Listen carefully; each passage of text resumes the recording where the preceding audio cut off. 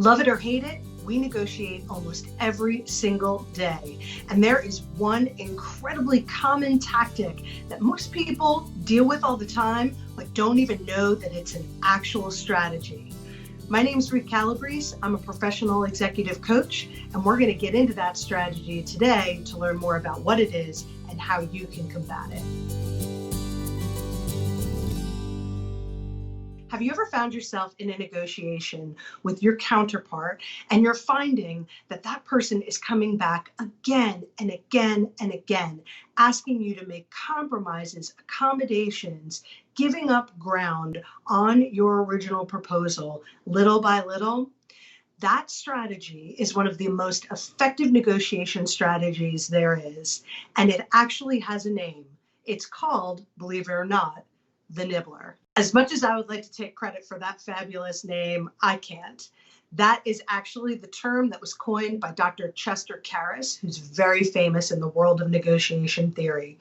The Nibbler is the person who takes little tiny bites out of your deal. So you start with this wonderful proposal, you put it out on the table. Your counterpart might say to you, "Thanks so much, everything looks great. I'll get back to you and let you know if I have any questions." Come back the next day, they ask for this one small concession. You think, how bad could it be? It's just this one tiny thing. And so you give in on it. And then they come back the next day or that afternoon or the following week. And little by little by little, they eat away at your deal until that once beautiful proposal that you had put on the table ends up looking like a shadow of its former self. This classic technique, known as nibbling, or the person who does it, known as the nibbler, is incredibly effective. Things are happening to your deal that you don't even appreciate from a big picture standpoint because they're happening little by little by little. So let's talk about 3 strategies you can use to combat the nibbler on your next deal. Strategy number 1, reputation. Is your counterpart a known nibbler? Do whatever you can if you've never worked with this person before to find out from other colleagues, friends, whether or not this person is known for coming back repeatedly and taking small bites out of your deal. You won't be able to effectively combat the nibbler if you don't know that you're dealing with one up front. Strategy number 2 is the "is this all" strategy, meaning when they come back to you and they ask for the 17th modification to your proposal, hopefully you haven't gotten to 17 times at this point, but if you have, it is time to say, "Is this all?" The best way to figure out the boundary is to set the boundary in the beginning.